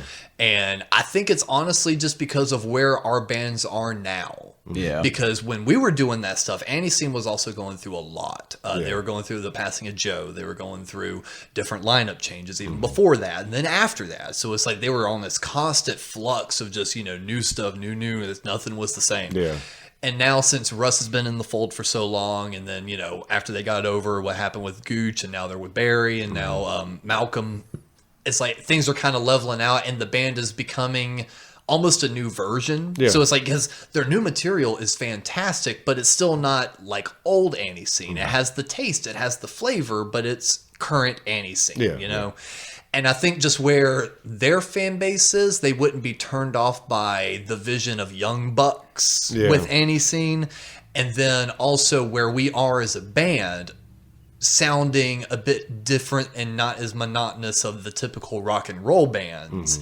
And Jeff actually being a fan of like Motown and, that kind of stuff, that kind of makes it a little bit different. Yeah, so it'd be one thing if we kind of sounded like ANTiSEEN, but I don't think we sound anything like them. And I think from that, it's just kind of turned into a situation of, maybe this year we could do a show or two together, or you kind of thing. It's finally gotten to that point with both bands where it's like, this might work now. It felt a little odd before, but I think this could work now. Yeah. So you never know what will wind up happening. I think in the end, people may have just gotten perceptions, but hopefully that's just kind of died away. Yeah. Well, I don't look at you and go, think about Jeff Clayton. I mean, it's not like you're his son. It's not like you've got that hanging over you or anything. So no, and I've never tried hiding it, but I definitely try not to talk about it. Yeah, I can see for one, you don't want to use it as sort of your stepping stone, right?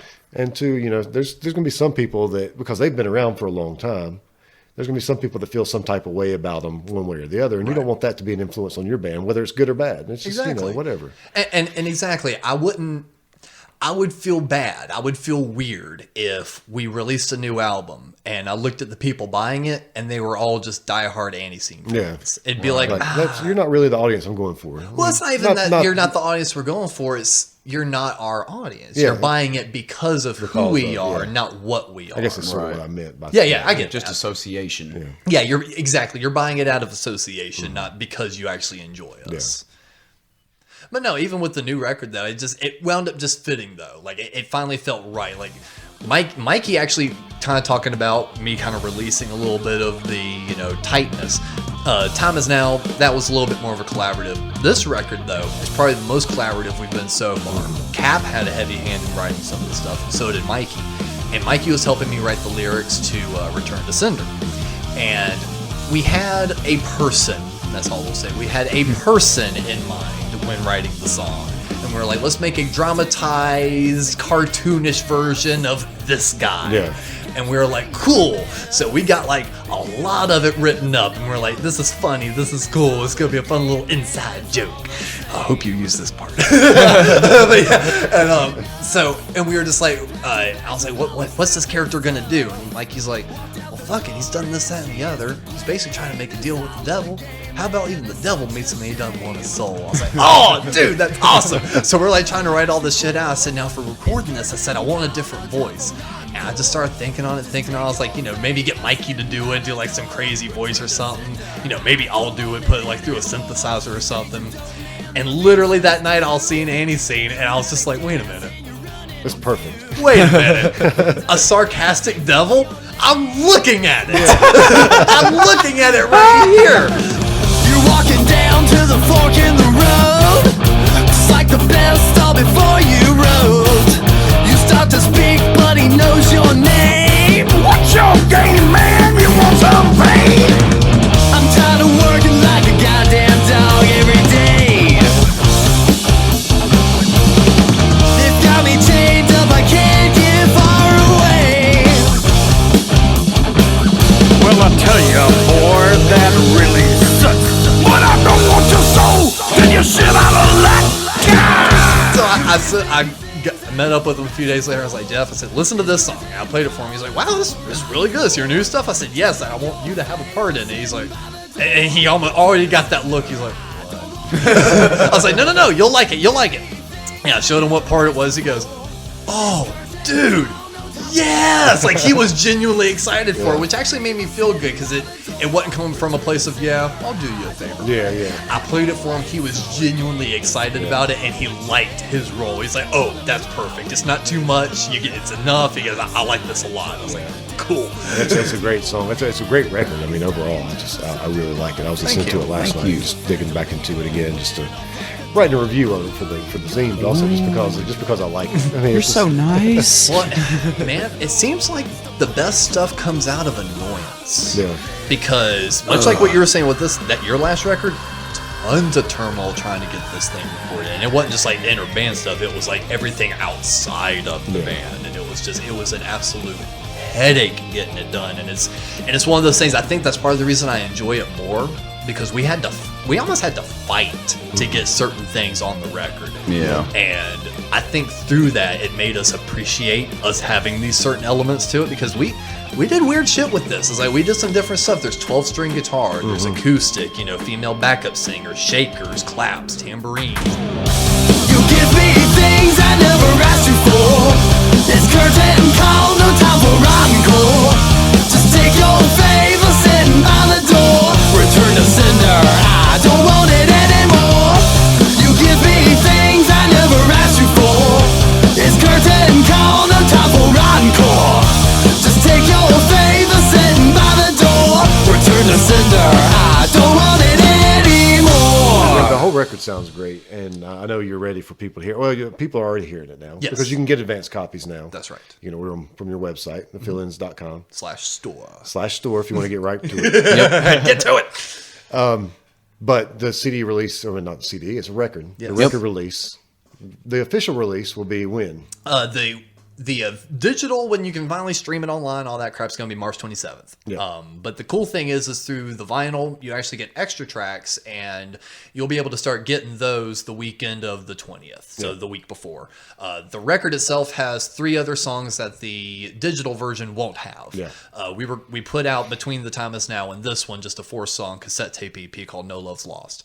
And we put 3 of those songs, No Love Lost, which is available already, and then re-records of Save the Rock and Drinkin' Again from our first record. We recorded those with Adam at the time. Yeah. And they hadn't been available outside of the cassette tape, so we put it on the record. And it probably still won't put out digitally, at least for a long time, simply Yeah. because we just want it to be new stuff all right now and just a new way for people to listen to it. So you get the download code, all that crap with it. So the record is going to give you a little extra than what just the online is going to do. Yeah. So. And it's multicolored vinyl for all you collecting maniacs out there. Yeah, gotta catch them all. good luck with that. I think I've already got one of them. So no.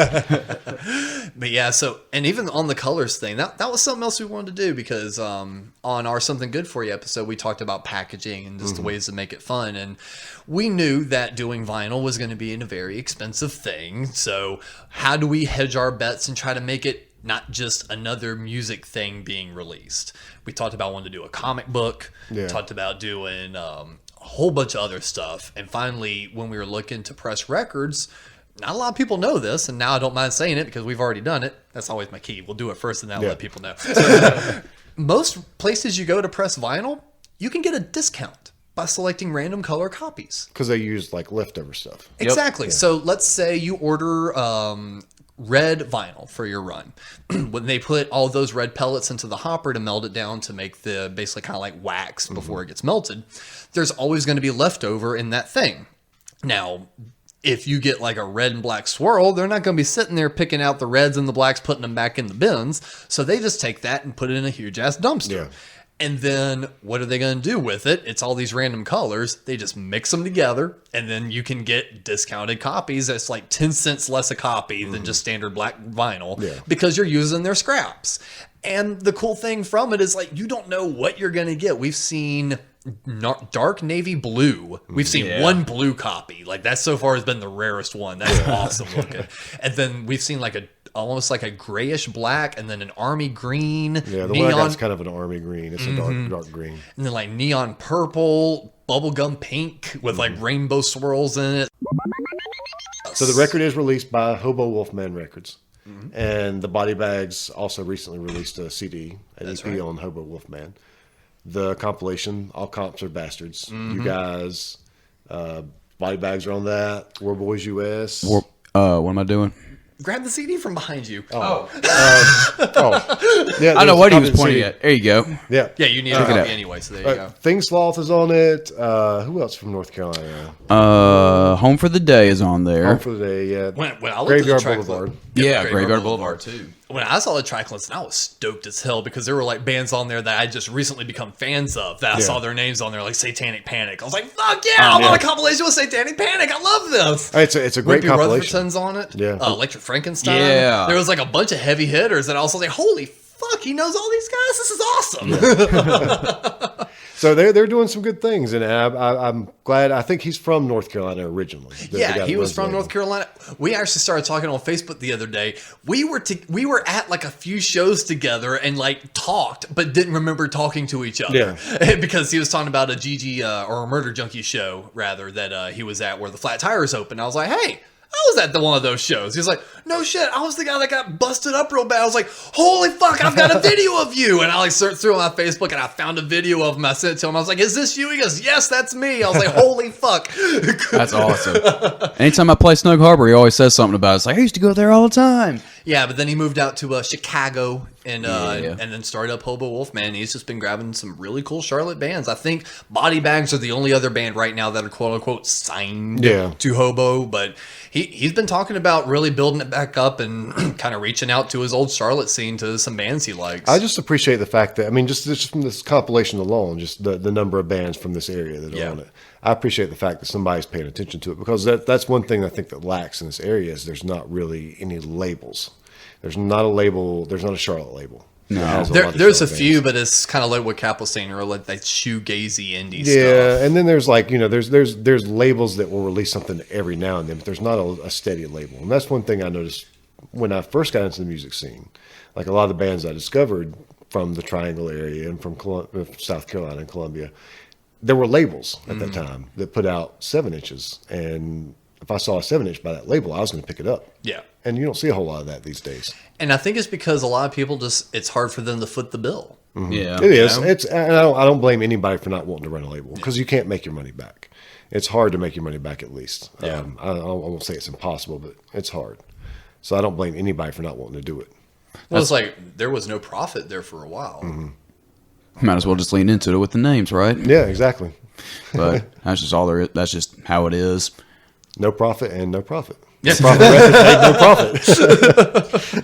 Well, it's like, but even like through that, I mean, even though we released the Hit the Gas 7-inch through No Profit Records with David, Deadlock and us, we still paid the bill on Yeah, it. exactly. So it's like, That's like with our mystery school. We footed part of the bill on that. Yeah. Well, we footed the bill basically, but we got a deal on a recording. exactly right. So it was still just basically a way to get it out there and put a name on it. Oh, of course. No, and that's the fun thing with Hobo, because it's like doing this was really no different, because usually we just put Scatboy Records on it, which is Barry and Steve, and so it's like we usually just put that on there. But with this, it's like we really wanted to try to reach a wider audience, and it's like it felt like we kind of exhausted all of our options by ourselves, and it's like and we felt just so strongly about this new material that it's just like I didn't want it to go unheard. And even kind of leaning into that with the song, with the title of the record, never heard of them. It's like people still haven't heard of us, and it's like I want this record to be heard. It's like if we were trying to make money on this, we wouldn't have pressed it to vinyl, right? So it's like take that out of your mind. I'm not saying this as I don't want people to hear us so we can make money. I want people to hear it because we're passionate about this, and we're proud of this. And it's one of those situations where, like when I was talking about going to Atlanta, it's like if people gave it a chance. I find that being the biggest issue with anything is people just don't give it a chance. Exactly. It's not that they don't like it. They're aware of it. They just haven't taken that time to press the play button. Just press the play button. You never know what you're going to find. Yeah. And I would even say that even comes down to even like podcasts or movies or something. It's like, just try it. Yeah. Just It's press only play. it's only You a might couple like of it. it's only a couple of clicks away. Yeah. and I found myself in that hole too, but ever since I just started pressing play on stuff, like I would see something come up on Facebook, I wouldn't just scroll past it now. I'm like, this person's sharing, I'll check it out. I mean, listen to it for 30 seconds, but I pressed play, I gave it a shot. Yeah. I mean, I usually have something playing in the background anyway. So I've gotten to where now when I hear of a band, instead of going, oh, I need to check them out, I go, okay, I can go to Spotify, I look them up, and I hit play right then, because if I don't, I'm not going to listen to them. Yeah. Yeah. And, I'd say still probably 9 times out of 10, I listen to them and go, oh, they're pretty good. And then maybe never think about it again. And that's something else I appreciate, like with Hobo, with them releasing a compilation album. Not a lot of people do compilation albums anymore either. And that's also a good way, because one of the few labels I can think of that kind of do the same thing Hobo Wolfman does is Spaghetti Town Records. They're based out of Atlanta, but he's got a bunch of really cool artists. He Who Cannot Be Named. He helped release his solo record recently. Yeah. And he's got stuff like The Ravagers on there, bunch of really good shit. Sweet Things. Yeah. And he recently did a compilation record for the Down South Showdown shows that get put on down there that we were a part of one year. Yeah. And he released a vinyl compilation of all that. And it worked so well because not all the bands were signed, but they all worked in that ecosystem. So it was just a really cool comp. And it turned me on. It got me enjoying a bunch of the other bands that maybe I missed on a previous day of the festival, shit like that. Yeah. And then with this, like I said, I'd heard a lot of the bands on there, but 3/4 of them, I didn't know who those guys were. But listening to it, I'm just like, holy crap, we're in some good company. This is an awesome compilation record. And the more I listen to it, the more I'm going to become fans of those bands. So it's like, I'm thoroughly happy to be part of Hobo Wolfman Records, because it's a certain kind of passion you don't see. Yeah. He has a true passion for what he is.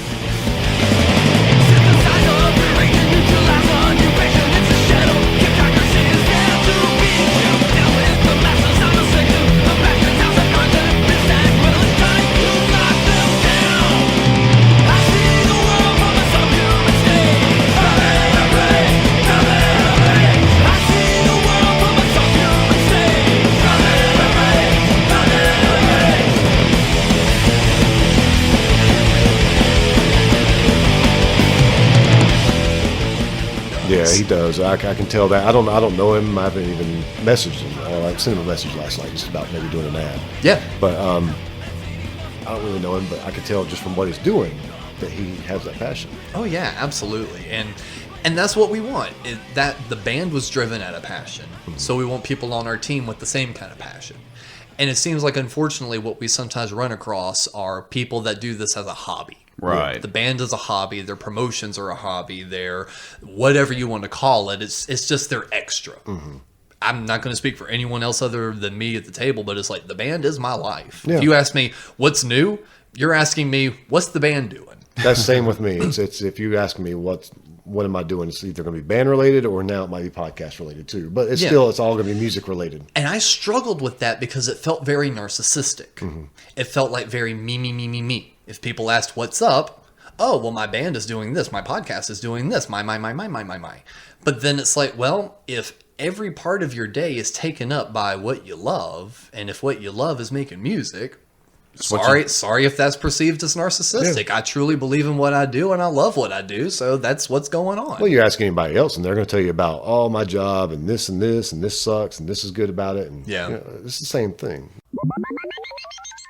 And that's the thing that we've been really thankful and grateful for, especially over the last few years, because we have always struggled with finding local press.